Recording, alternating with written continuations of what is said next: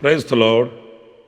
ప్రభు అయిన యేసుక్రీస్తు ప్రశస్త నామములో మీ అందరికీ హోసన్నా మినిస్ట్రీస్ తరపున ಹೃದಯಪೂರ್ವಕమైన ವಂದನಾలు తెలియపరుస్తున్నాను. Praise the lord. ಕರ್ತನಾದ ಯೇಸು ಕ್ರಿಸ್ತನ ಪ್ರಶಸ್ತ ನಾಮದಲ್ಲಿ ನಿಮ್ಮೆಲ್ಲರಿಗೆ ಹೋಸನ್ನ ಮಿನಿಸ್ಟ್ರೀಸ್ ವತಿಯಿಂದ ಹೃದಯಪೂರ್ವಕವಾದ ವಂದನೆ ಸಲ್ಲಿಸ್ತಾ ಇದ್ದೇನೆ. ఆశ్చర్యకరుడైన దేవుడు గతించిన మాసమంతయు కూడా ఆరోగ్యకరమైన రెక్కల నీడలో దాచి ఈ నూతన మాసంలో, ఈ జూన్ మాసంలోనికి ప్రభు మనల్ని నడిపించాడు. అందుకు మనం ఎంతైనా కృతజ్ఞులం. ಆಶ್ಚರ್ಯಕರನಾಗಿರುವಂಥ ದೇವರು ಕಳೆದ ತಿಂಗಳು ಕೂಡ ಆರೋಗ್ಯಕರವಾದ ರೆಕ್ಕೆ ನೆರಳಲ್ಲಿ ಬಚ್ಚಿಟ್ಟು ಈ ಜೂನ್ ತಿಂಗಳೊಳಗೆ ಕರ್ತನು ನಮ್ಮನ್ನು ನಡೆಸಿದ್ದಕ್ಕಾಗಿ ನಾವೆಷ್ಟಾದರೂ ಕೃತಜ್ಞರಾಗಿರಬೇಕು. ఎందరో ఈ లోకాన్ని విడిచిపెట్టి వెళ్ళిపోయారు, లోకంలో కలిసిపోయారు. ఆశ్చర్యకరుడైన దేవుడు మనల్ని ఇంకొను కూడా ఆయన స్తుతించే వారముగాను, ఆయన శక్తిని జీవాన్ని పొందుకునే వారముగాను ప్రభు మనల్ని ఉంచాడు. అందుకు మనం ఎంతైనా దేవునికి కృతజ్ఞతాస్తుతి చెల్లించాలి. ಅದೆಷ್ಟೋ ಜನ ಈ ಲೋಕವನ್ನು ಬಿಟ್ಟು ಹೋಗಿದ್ದಾರೆ. ಆಶ್ಚರ್ಯಕರನಾಗಿರುವಂಥ ದೇವರು ನಮ್ಮನ್ನು ಕೂಡ ಆತನನ್ನು ಸ್ತುತಿಸುವವರಾಗಿ, ಆತನ ಜೀವವನ್ನು ಹೊಂದಿಕೊಳ್ಳುವವರನ್ನಾಗಿ ದೇವರು ನಮ್ಮನ್ನು ಇಟ್ಟಿದ್ದಾನೆ. ಅದಕ್ಕಾಗಿ ಕರ್ತನಿಗೆ ನಾವು ಕೃತಜ್ಞರಾಗಿರಬೇಕು. ఈ పూట పరిశుద్ధ గ్రంథంలో నుంచి యోబు గ్రంథం 5వ అధ్యాయం 10వ వాక్యాన్ని నేను మీకు చదివి వినిపిస్తాను. ಈ ಹೊತ್ತು ಪರಿಶುದ್ಧ ಗ್ರಂಥದಿಂದ ಯೋಬನು ಬರೆದಿರುವ ಗ್ರಂಥ 5ನೇ ಅಧ್ಯಾಯ 10ನೇ ವಚನವನ್ನು ನಾನು ಓದುತ್ತಾ ಇದ್ದೇನೆ. ఆయన భూమి మీద వర్షము కురిపించువాడు, పొలముల మీద నీళ్లు ప్రవహింపచేయువాడు. ಭೂಮಿಯ ಮೇಲೆ ಮಳೆಯನ್ನು ಸುರಿಸುತ್ತಾನೆ, ಹೊಳಗಲ ಮೇಲೆ ನೀರನ್ನು ಕಳುಹಿಸುತ್ತಾನೆ. మన దేవుడు ఎలాంటి కార్యములు చేయవాడు అనేది ఈ వాక్యంలో మనకు స్పష్టత వస్తుంది. ನಮ್ಮ ದೇವರು ಎಂಥ ಕಾರ್ಯಗಳನ್ನು ಮಾಡಬಲ್ಲವನು ಎಂಬುದಾಗಿ ಈ ವಾಕ್ಯದಿಂದ ನಮಗೆ ಗೊತ್ತಾಗ್ತದೆ. ఆయన సృష్టికర్త అయిన దేవుడు గనుక, సమస్తమును నోటి మాట చేత కలుగు చేసిన నిర్మాణకుడు గనుక ఆయనకి సమస్తము సాధ్యమే. ಆತನು ಸೃಷ್ಟಿಗೆ ಕರ್ತನಾಗಿರುವುದರಿಂದ ಆತನ ಬಾಯಿ ಮಾತಿಯಿಂದ ಎಲ್ಲವೂ ಸಾಧ್ಯವಾಗುವುದಕ್ಕಾಗಿ ಆತನು ಈ ಲೋಕದ ನಿರ್ಮಾಪಕನು. ఈ వాక్యంలో ఆయన భూమి మీద వర్షము కురిపించువాడు అనే మాట మనం గమనించినప్పుడు, ಈ ವಾಕ್ಯದಲ್ಲಿ ಆತನು ಭೂಮಿಯ ಮೇಲೆ ಮಳೆಯನ್ನು ಸುರಿಸುವಂತವನು ಎಂಬ ಮಾತನ್ನು ಗಮನಿಸುವುದಾದರೆ, ఇది దేవుని మూలముగా మాత్రమే అనుగ్రహింపబడిన ఒక ఆశీర్వాదం. ಇದು ದೇವರಿಂದ ಮಾತ್ರವೇ ಅನುಗ್ರಹಿಸಲ್ಪಟ್ಟಿರುವಂತ ಒಂದು ಆಶೀರ್ವಾದ. మానవులు కొన్ని ఏర్పాటు చేస్తారు, కలుగు చేస్తారు, వాటి మీద వారికి అజమాయిషి ఉంటుంది. ಮನುಷ್ಯರು ಕೆಲವುಗಳನ್ನು ಏರ್ಪಾಟು ಮಾಡ್ತಾರೆ, ಆದರೆ ಅವುಗಳ ವಿಷಯವಾಗಿ ಅವರಿಗೆ ಗೊತ್ತಿರಲ್ಲ. కానీ మానవుని పరిధి దాటి మానవునికి అసాధ్యమైన కొన్ని కార్యాలు ఉన్నాయి. అవి దేవునికి మాత్రమే సుసాధ్యం. ಆದ್ರೆ ಮನುಷ್ಯನ ಪರಿಮಿತಿ ದಾಟಿ ಕೆಲವು ಕಾರ್ಯಗಳನ್ನು ದೇವರೇ ಮಾಡ್ತಾನೆ. ಆ ಕಾರ್ಯಗಳು ದೇವರಿಗೆ ಮಾತ್ರವೇ ಸಾಧ್ಯ. వర్షాన్ని కురిపించడం అనేది చూడండి, అది దేవుడు నియమించిన నిర్ణయ కాలంలో మాత్రమే మనకు చేరువవుతుంది, మన హృదయాల్ని ఆనందంతో నింపుతుంది. ಮಳೆಯನ್ನು ಸುರಿಸುವುದು ಅಂದ್ರೆ ನೋಡ್ರಿ, ದೇವರು ನಿರ್ಣಯಿಸುವಂತ ಕಾಲದಲ್ಲಿಯೇ ಮಳೆ ಬೀಳ್ತದೆ, ನಮ್ಮ ಹತ್ರಕ್ಕೂ ಕೂಡ ಮಳೆ ಬರ್ತದೆ. ఆయన నియమించిన కాలంలో ఆ వర్షాన్ని ఆయన కురిపించకపోతే మన బ్రతుకులు ఎలాగ ఉంటాయనేది నేను మీకు కొత్తగా చెప్పాల్సిన అవసరమేమీ లేదు. ಆತನು ನಿರ್ಮಿಸಿದಂತ ಮಳೆಗಾಲದಲ್ಲಿ ಮಳೆ ಬರದೆ ಹೋದ್ರೆ ನಮ್ಮೆಲ್ಲರ ಬದುಕು ಹೇಗಿರ್ತದೆ ಎಂಬುದಾಗಿ ಹೊಸದಾಗಿ ಹೇಳುವಂತ ಅವಶ್ಯಕತೆ ಏನಿಲ್ಲ. ఈ వర్షమే కురవకపోతే, సంపదే కలుగు చేయబడకపోతే, లేకపోతే ఈ భూమి సారవంతంగా మార్చబడకపోతే ఎంత ఉన్నతమైన దేశాలైనా కూడా క్షామముతో నలిగిపోవలసి వస్తుంది. ಈ ಭೂಮಿಯ ಮೇಲೆ ಮಳೆ ಬೀಳದೆ ಹೋದ್ರೆ, ಭೂಮಿಯನ್ನು ಫಲವತ್ತತೆಯಿಂದ ತುಂಬದೆ ಹೋದ್ರೆ, ಅದೆಷ್ಟೇ ಒಳ್ಳೆ ದೇಶ ಆದ್ರೂ ಕೂಡ ಕ್ಷಾಮ ಎಂಬುದು ಬಂದ್ಬಿಡ್ತದೆ. చదువులు ఉండవచ్చు, పదవులు ఉండొచ్చు, ఇంకా లోకంలో సిరి సంపదలు ఎన్నో కలిగిన వారముగా ఉండవచ్చేమో కానీ ఈ దైవ ఆశీర్వాదానికి సూచనగా ఉన్న ఈ వర్షము గనక కురవకపోతే ప్రియులరా, దేశాలు, ప్రపంచం అదొక చీకటి అనుభవానికి దిగజారిపోతుంది అనే విషయాన్ని మనం గుర్తించాలి. ಚೆನ್ನಾಗಿ ಓದಿರಬಹುದು, ಚೆನ್ನಾಗಿ ಕಳೆದುಕೊಂಡಿರಬಹುದು, ಆದರೆ ಅವರ ಹತ್ರ ಎಷ್ಟೋ ಸಂಪತ್ತಿರಬಹುದು, ಆದರೆ ದೇವರ ಆಶೀರ್ವಾದ ಎಂಬಂತ ಮಳೆ ಬೀಳದೆ ಹೋದ್ರೆ ಪ್ರಪಂಚವಾಗಲಿ ದೇಶವಾಗಲಿ ಕತ್ತಲೆ ಪಾಲಾಗ್ತದೆ. ఈ యోబు గ్రంథంలోనే 38వ అధ్యాయం 28వ వాక్యంలో కూడా ఒక చక్కటి మాట వ్రాయబడి ఉంది. ಈ ಯೋಬನ ಗ್ರಂಥದಲ್ಲಿ 38ನೇ ಅಧ್ಯಾಯ 28ನೇ ವಚನದಲ್ಲಿ ಒಂದು ಒಳ್ಳೆಯ ಮಾತು ಬರೆದಿದೆ. వర్షమునకు తండ్రి ఉన్నాడా, మంచు బిందువులను పుట్టించువాడెవడు? ಮಳೆಗೆ ತಂದೆ ಇದ್ದಾನೋ, ಇಲ್ಲವೇ ಮಂಜಿನ ಹನಿಗಳನ್ನು ಹುಟ್ಟಿಸುವವನಾರು? చూడండి, వర్షానికి తండ్రి ఉన్నాడా అంటే ఈ వర్షాన్ని సృష్టించిన వాడు ఎవరు అనే కదా దాని అర్థం. ಮಳೆಗೆ ತಂದೆ ಇದ್ದಾನ ಅಂದ್ರೆ ಈ ಮಳೆಯನ್ನು ಸೃಷ್ಟಿ ಮಾಡಿರುವುದು ಯಾರು ಎಂಬುದಾಗಿ ಅಲ್ವಾ ಇದರ ಅರ್ಥ. వాటి వాటి కాల నియమాలలో ఆయనే పుట్టించి నిర్ణయించి నియమించి పెట్టాడు. ಅವುಗಳ ಕಾಲಕ್ಕನುಸಾರವಾಗಿ ಆತನೇ ಹುಟ್ಟಿಸಿ ಅವುಗಳನ್ನು ನಿರ್ಣಯಿಸಿ ಇಟ್ಟಿದ್ದಾನೆ. ఇవి మనకు ఎంతో ఆశీర్వాదాన్ని దీవెనను కలిగించేవిగా ఉంటున్నాయి. ಇವೆಲ್ಲ ನಮಗೆ ಅದೆಷ್ಟೋ ಆಶೀರ್ವಾದ ಉಂಟು ಮಾಡ್ತವೆ. భూమిని సారవంతముగా మార్చే ఈ వర్షాన్ని మన పరిశుద్ధ గ్రంథంలో మనం గమనించినప్పుడు ಭೂಮಿಯನ್ನು ಫಲವತ್ತತೆಯಿಂದ ತುಂಬುವ ಈ ಮಳೆಯ ಕುರಿತಾಗಿ ಸತ್ಯವೇದದಲ್ಲಿ ನಾವು ನೋಡಿದರೆ ఇది ఆశీర్వాదకరమైన వర్షము అనేది మనకు కనిపిస్తుంది. ಇದು ಆಶೀರ್ವಾದಕರವಾದ ಮಳೆ ಎಂಬುದಾಗಿ ನಮಗೆ ಕಾಣಿಸ್ತದೆ. చూడండి, ద్వితీయోపదేశ కాండం 11వ అధ్యాయం 13వ వాక్యాన్ని నేను చదువుతున్నాను. ఆ వాక్యాన్ని జాగ్రత్తగా గమనించండి. ನೋಡ್ರಿ, ಧರ್ಮೋಪದೇಶ ಕಾಂಡ 11ನೇ ಅಧ್ಯಾಯ 13ನೇ ವಚನವನ್ನು ನಾನು ಓದ್ತಾ ಇದ್ದೇನೆ, ನೀವು ಗಮನಿಸಿರಿ. మీ పూర్ణ హృదయంతోనూ మీ పూర్ణాత్మతోనూ మీ దేవుడైన యెహోవాను ప్రేమించి ఆయనను సేవింపవలనని నేడు నేను మీకిచ్చు ఆజ్ఞలను మీరు జాగ్రత్తగా వినిన ఎడల మీ దేశమునకు వర్షము అనగా తొలకరి వానను కడవరి వానను దాని దాని కాలమున కురిపించదును. అందువలన నీవు నీ ధాన్యమును నీ ద్రాక్షారసమును నీ నూనెను ಕೂರ್ಚುಕೊಂದುವು. ಹಾಗಾದರೆ ನಾನು ಈ ಹೊತ್ತು ನಿಮಗೆ ಆಜ್ಞಾಪಿಸುವ ನನ್ನ ಆಜ್ಞೆಗಳನ್ನು ನೀವು ಲಕ್ಷ್ಯ ಕೊಟ್ಟು ಕೇಳಿ, ನಿಮ್ಮ ದೇವರಾದ ಯೆಹೋವನನ್ನು ಪ್ರೀತಿ ಮಾಡಿ, ನಿಮ್ಮ ಪೂರ್ಣ ಹೃದಯದಿಂದಲೂ ನಿಮ್ಮ ಪೂರ್ಣ ಪ್ರಾಣದಿಂದಲೂ ಆತನಿಗೆ ಸೇವೆ ಮಾಡಿದರೆ ನೀನು ನಿನ್ನ ಧಾನ್ಯವನ್ನು ದ್ರಾಕ್ಷರಸವನ್ನು ಎಣ್ಣೆಯನ್ನು ಕೂಡಿಸುವ ಹಾಗೆ ನಿಮ್ಮ ಭೂಮಿ ಅದರ ತಕ್ಕ ಕಾಲದಲ್ಲಿ ಮಳೆಯನ್ನು ಮುಂಗಾರು ಹಿಂಗಾರುಗಳನ್ನು ಕೊಡುವೆನು. వర్షమును దాని దాని కాలమున కురిపించినప్పుడు ఈ వర్షము వలన కలిగే ఆశీర్వాదం ఈ వాక్యంలో వ్రాయబడి ఉందండి. ಮಳೆ ಅದರ ತಕ್ಕ ಕಾಲದಲ್ಲಿ ಸುರಿದಾಗ ಮಳೆಯಿಂದ ಬರುವಂತ ಕೆಲವು ಆಶೀರ್ವಾದಗಳು ಇವೆ. ధాన్యమే కానీ ద్రాక్షరసమే కానీ నూనెయే కానీ మనం కూర్చుకోవడానికి ఆస్కారం అవుతుంది. ಧಾನ್ಯವನ್ನು ದ್ರಾಕ್ಷರಸವನ್ನು ಎಣ್ಣೆಯನ್ನು ಕೂಡಿಸಿಕೊಳ್ಳಲಿಕ್ಕೆ ನಮ್ಮಿಂದಾಗ್ತದೆ.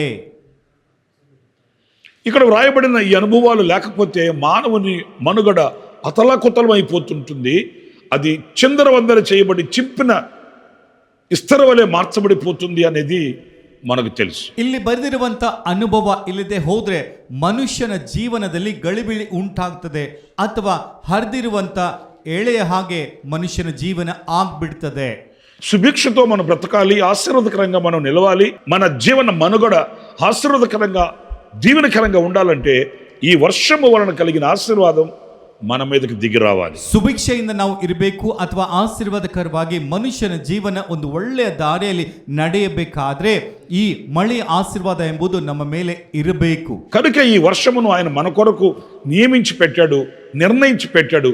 అవి మన కొరకే ఆయన అనుగ్రహించాడు అనేది మనం ఈ వాక్యంలో గమనిస్తాము, గ్రహిస్తాము. ಅದಕ್ಕಾಗಿ ಆತನು ಈ ಮಳೆಯನ್ನು ನಮಗಾಗಿ ನೇಮಿಸಿದ್ದಾನೆ, ನಮಗಾಗಿ ನಿರ್ಣಯಿಸಿದ್ದಾನೆ ಎಂಬಂತ ವಿಷಯವನ್ನು ನಾವು ಎಂದಿಗೂ ಕೂಡ ಮರೆತು ಹೋಗಬಾರದು.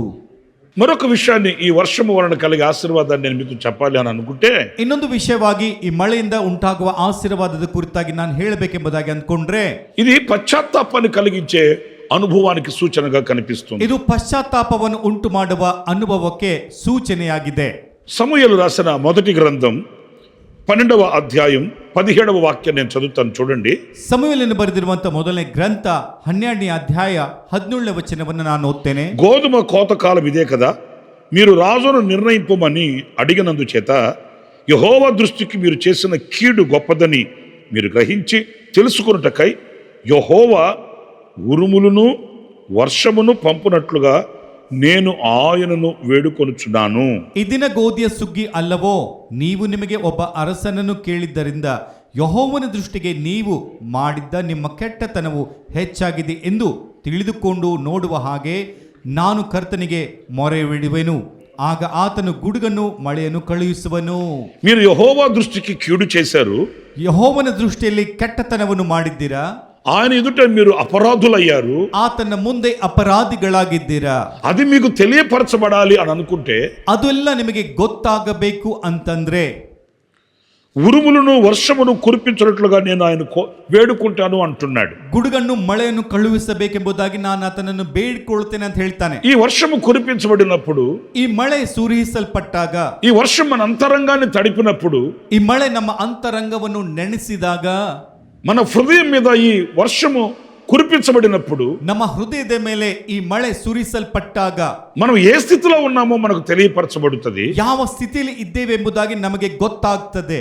మనము ఎలాగా తప్పిపోయామో, తడబడుచున్నామో, ఆయనకు దూరం అయిపోయామో అనేది మనకు గ్రహింపు కలుగుతుంది. ನಾವು ಹೇಗೆ ತಪ್ಪಿ ಹೋಗಿದ್ದೇವೆ, ಹೇಗೆ ಹೊತ್ತಾಡ್ತಾ ಇದ್ದೇವೆ ಎಂಬುದಾಗಿ ನಮಗೆ ಒಂದು ತಿಳುವಳಿಕೆ ಬರ್ತದೆ. మనం పశ్చాత్తాపముల మగుటకు దోహదపడుతుంది. ಪಶ್ಚಾತ್ತಾಪ ಪಡಲಿಕ್ಕೆ ಅದು ನಮಗೆ ಅನುಕೂಲವಾಗ್ತದೆ.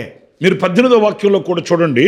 18ನೇ ವಾಕ್ಯದಲ್ಲಿ ಕೂಡ ನೀವು ನೋಡ್ರಿ, సమూయేలు యెహోవాను వేడుకొనినప్పుడు యెహోవా ఆ దినమున ఉరుమును వర్షమును పంపగా జనులందరూ యెహోవాకును సమూయేలునకు బహుగా భయపడి సమూయేలుతో ఇట్లనిరి, రాజును నియమింపమని మేము అడుగుట చేత మా పాపములన్నిటిని మించిన కీడు మేము చేసితిమి. ಸಮುವೇಲನು ಯೆಹೋವನಿಗೆ ಮೊರೆಯಿಟ್ಟಿದ್ದರಿಂದ ಆ ದಿವಸದಲ್ಲಿಯೇ ಯೆಹೋವನು ಗುಡುಗನ್ನು ಮಳೆಯನ್ನು ಕಳಿಸಿದನು. ಆಗ ಜನರೆಲ್ಲರೂ ಯೆಹೋವನಿಗೂ ಸಮುವೇಲನಿಗೂ ಬಹಳವಾಗಿ ಭಯಪಟ್ಟರು. ಜನರೆಲ್ಲರೂ ಸಮುವೇಲನಿಗೆ, ನಾವು ಸಾಯದ ಹಾಗೆ ನಿನ್ನ ದೇವರಾದ ಯೆಹೋವನಿಗೆ ನಿನ್ನ ಸೇವಕರಿಗೋಸ್ಕರ ಪ್ರಾರ್ಥನೆ ಮಾಡು, ಯಾಕೆಂದರೆ ನಮಗೆ ಒಬ್ಬ ಅರಸನು ಬೇಕೆಂದು ಕೇಳಿ ನಮ್ಮ ಸಮಸ್ತ ಪಾಪಗಳಿಗೆ ಕೆಟ್ಟತನವನ್ನು ಕೂಡಿಸಿಕೊಂಡೆವು ಎಂದು ಹೇಳಿದರು.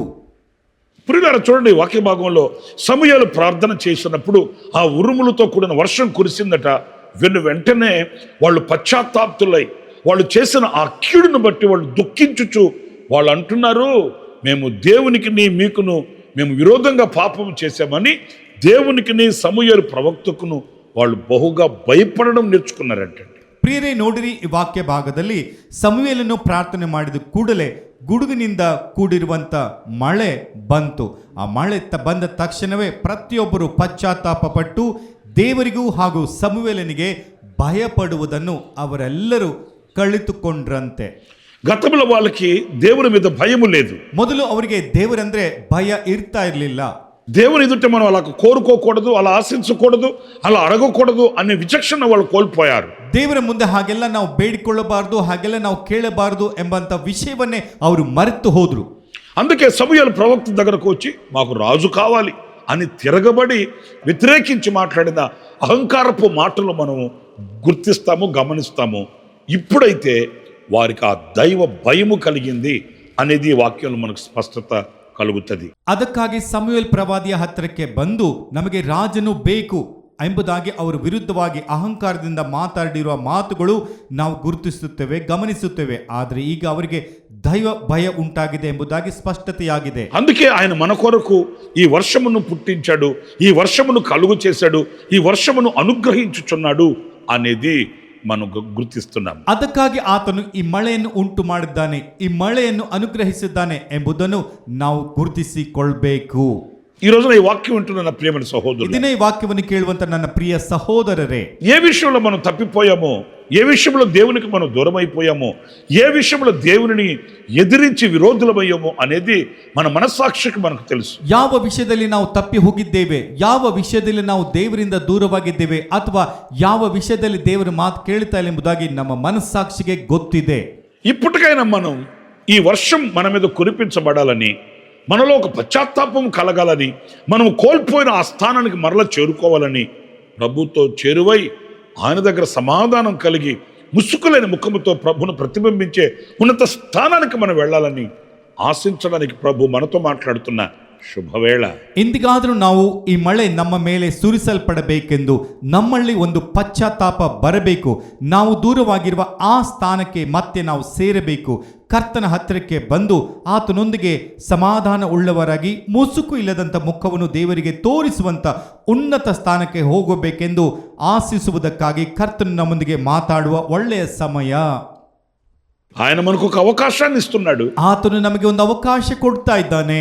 ఆ అవకాశానికి సూచనయే ఈ వర్షం. ಆ ಅವಕಾಶಕ್ಕೆ ಸೂಚನೆಯಾಗಿರುವುದು ಈ ಮಳೆ. చూడండి, 40 దివారాత్రులు నోవహు కాలాన ప్రచండమైన వర్షం కురిసింది. ನೋಹನ ಕಾಲದಲ್ಲಿ 40 ಹಗಲು ಇರುಳು ಪ್ರಚಂಡವಾದ ಮಳೆ ಬಂತು. ఎందుకు ఈ వర్షం కురిసింది? ಯಾಕೆ ಮಳೆ ಬಂತು? దుష్టత్వాన్ని దూరం చేయడానికి, ದುಷ್ಟತ್ವವನ್ನು ದೂರ ಮಾಡಲಿಕ್ಕೆ, నీతిమంతులను హెచ్చించడానికి. ನೀತಿವಂತರನ್ನು ಹೆಚ್ಚಿಸುವುದಕ್ಕೆ 40 దివారాత్రులు కురిసిన ఆ వర్షం 40 ಹಗಲು ಇರುಳು ಬಂದಿರುವಂತ ಆ ಮಳೆ నీతిమంతుని కుటుంబాన్ని ఒక ఉన్నత స్థానానికి హరారతు పర్వతం మీదకి తీసుకుని వెళ్ళింది. ನೀತಿವಂತನ ಕುಟುಂಬವನ್ನು ಉನ್ನತ ಸ್ಥಾನವಾಗಿರುವ ಅರಾರತ್ ಬೆಟ್ಟಕ್ಕೆ ಕರೆದುಕೊಂಡು ಹೋಯಿತು. దుష్టత్వంలో మగ్గిపోతున్న దుష్టులైన ప్రజలను ನಿರ್ಮೂಲನ చేసింది. ದುಷ್ಟತ್ವದಲ್ಲಿ ಬೆಳೀತಾ ಇರುವಂತ ದುಷ್ಟಲಾಗಿರುವಂತ ಪ್ರಜೆಗಳನ್ನು ನಿರ್ಮೂಲ ಮಾಡಿತು. అంటే మూడవదిగా నేను చెప్పే మాట ఏంటంటే, ಅಂದ್ರೆ ಮೂರನೇದಾಗಿ ನಾನು ಹೇಳುವಂತ ಮಾತೇನೆಂದ್ರೆ, ఈ వర్షము వలన ಈ ಮಳೆಯಿಂದ నీతిమంతుని కుటుంబం హెచ్చించబడుతుంది. ನೀತಿವಂತನ ಕುಟುಂಬವು ಹೆಚ್ಚಳವಾಗ್ತದೆ. నీవు నీతిమంతుడు అయితే నీ నీతికి తగినట్లుగా నువ్వు ఆశీర్వదించబడతావు. ನೀನು ನೀತಿವಂತನಾದ್ರೆ ನೀತಿಗೆ ಅನುಸಾರವಾಗಿ ಆಶೀರ್ವಾದ ಹೊಂದ್ಕೊಳ್ತೀಯ. ఈ వర్షము నీ మీద కురిపించబడినప్పుడు నీతియుక్తమైన ప్రవర్తన కలిగిన వ్యక్తులందరూ కూడా ఆయన చేత హెచ్చింపబడిన వారై, ఆయన చేత దీవింపబడిన వారై ఉన్నత స్థానాలలో నిలుపుటకు ఈ వర్షం కురిపించబడుతుందని మనం గ్రహించాలి. ಈ ಮಳೆ ನಿಮ್ಮ ಮೇಲೆ ಸುರಿಸಲ್ಪಟ್ಟಾಗ ನೀತಿಯುಕ್ತರಾಗಿರುವಂತ ಪ್ರವರ್ತನೆಯುಳ್ಳ ವ್ಯಕ್ತಿಗಳೆಲ್ಲರೂ ಕೂಡ ಆತನಿಂದ ಹೆಚ್ಚಿಸಲ್ಪಟ್ಟವರಾಗಿ, ಆತನಿಂದ ಆಶೀರ್ವದಿಸಲ್ಪಟ್ಟವರಾಗಿ ಉನ್ನತ ಸ್ಥಾನದಲ್ಲಿ ನಿಲ್ಲಿಸಲಿಕ್ಕೆ ಮಳೆ ಸುರಿಸಲ್ಪಡ್ತದೆ ಎಂಬುದಾಗಿ ನಾವು ಗ್ರಹಿಸಬೇಕು. ఒక నూతనమైన సంతతికి కారకులుగా మార్చబడ్డారు ఈ నీతిమంతుల కుటుంబీకులు. ನೂತನವಾದ ಕುಟುಂಬಕ್ಕೆ ಇವರೇ ಕಾರಣವಾಗಿದ್ದಾರೆ, ನೀತಿವಂತರಾಗಿರುವ ಈ ಕುಟುಂಬ. ప్రియమైన దేవుని బిడ్డలారా, ಪ್ರಿಯ ದೇವರ ಮಕ್ಕಳೇ, మరి ఈ రోజున ఈ వర్షం మన మీద కురిపించబడాలని, ಹಾಗಾದ್ರೆ ಈ ದಿನ ಆ ಮಳೆ ನಮ್ಮ ಮೇಲೆ ಸುರಿಸಲ್ಪಡಬೇಕೆಂದು, మన దేశానికి, మన రాష్ట్రానికి, మన ప్రాంతానికి ఈ వర్షం ఆశీర్వాదకరంగా మార్చబడాలని, ನಮ್ಮ ದೇಶಕ್ಕೆ, ನಮ್ಮ ರಾಷ್ಟ್ರಕ್ಕೆ, ನಮ್ಮ ಪಟ್ಟಣಗಳಿಗೆ ಈ ಮಳೆ ನಮ್ಮೆಲ್ಲರಿಗೆ ಆಶೀರ್ವಾದಕರವಾಗಿ ಆಗಬೇಕೆಂದು ఆశించాలి, ప్రార్థించాలి, ಆಶಿಸಬೇಕು, ಪ್ರಾರ್ಥಿಸಬೇಕು. తలవంచండి, ప్రార్థన చేసుకోండి. ತಲೆಯನ್ನು ಬಾಗಿಸಿರಿ, ಪ್ರಾರ್ಥನೆ ಮಾಡಿಕೊಳ್ಳಿ. జీవాధిపతి అయిన ప్రభువా మీకు వందనాలు. ಜೀವಾಧಿಪತಿಯಾದ ತಂದೆ ನಿನಗೆ ವಂದನೆಗಳು. వర్షమును పుట్టించిన వాడు నీవు నాయన. ನೀನು ಮಳೆಯನ್ನು ಹುಟ್ಟಿಸಿದಂತವನು, వాటి కాలాలలో నియమించిన వాడు నీవు ప్రభువా. ಅವುಗಳ ಕಾಲಕ್ಕನುಸಾರವಾಗಿ ನೇಮಿಸಿದಂತವನು ಕೂಡ ನೀನೇ ಕರ್ತನೆ. ఈ వర్షము వలన మేము ఆశీర్వదించబడిన వారమై, ಈ ಮಳೆಯಿಂದ ನಾವು ಆಶೀರ್ವಾದ ಹೊಂದಿದಂತವರಾಗಿ, మేము పశ్చాత్తాప్తులమై, ನಾವು ಪಶ್ಚಾತ್ತಾಪ ಪಟ್ಟು మీ చేత హెచ్చించబడిన వారమై, ನಿಮ್ಮ ಕೈಯಿಂದ ಹೆಚ್ಚಿಸಲ್ಪಟ್ಟವರಾಗಿ, మీ నామానికి సాక్షిగా పత్రికగా ఉండడానికి కృప చూపించమని, ನಿಮ್ಮ ನಾಮಕ್ಕೆ ಪತ್ರಿಕೆಯಾಗಿ ಸಾಕ್ಷಿಯಾಗಿರುವುದಕ್ಕಾಗಿ ನೀನು ಕೃಪೆಯನ್ನು ತೋರಿಸಬೇಕೆಂಬುದಾಗಿ మమ్మల్ని ఒక్కొక్కరిని మీ చెల్లు సమర్పించు. ನಮ್ಮೊಬ್ಬರನ್ನು ನಿನ್ನ ಕೈಗೆ ಸಮರ್ಪಿಸಿಕೊಂಡು యేసు నామములో ప్రార్థించి వేడుకొనుచున్నాను తండ్రి. ಯೇಸು ನಾಮದಲ್ಲಿ ಪ್ರಾರ್ಥನೆ ಮಾಡಿ ಬೇಡ್ಕೊಳ್ತಾ ಇದ್ದೇನೆ ತಂದೆ. ఆమేన్. ಆಮೆನ್. ప్రభు మిమ్మల్ని ఆశీర్వదించి దీవించునుగాక. విశేషమైన కృప నా దేవుడు మీ అందరికీ సమృద్ధిగా అనుగ్రహించు. ಕರ್ತನು ನಿಮ್ಮೆಲ್ಲರನ್ನು ಆಶೀರ್ವದಿಸಿ ಕಾಪಾಡಲಿ. ವಿಶೇಷವಾದ ಕೃಪೆ ನನ್ನ ತಂದೆ ನಿಮ್ಮೆಲ್ಲರಿಗೂ ಅನುಗ್ರಹಿಸಲಿ. ಆಮೆನ್. ಪ್ರತಿ ಶುಕ್ರವಾರ ಈ ಕೃಪಾ ವಾಕ್ಯವು ಎಂಬ ಕ್ಲುಪ್ತ ಸಂದೇಶಗಳಿಗಾಗಿ ಹಾಗೂ ಇನ್ನೂ ಹೆಚ್ಚಿನ ಆತ್ಮ ಸಂಬಂಧವಾದಂಥ ಸಂದೇಶಗಳಿಗಾಗಿ ನಮ್ಮ ಈ ಯೂಟ್ಯೂಬ್ ಚಾನೆಲ್ ಅನ್ನು ಸಬ್ಸ್ಕ್ರೈಬ್ ಮಾಡಿಕೊಳ್ಳಿರಿ. Pastor Ramesh Hosanna ministries.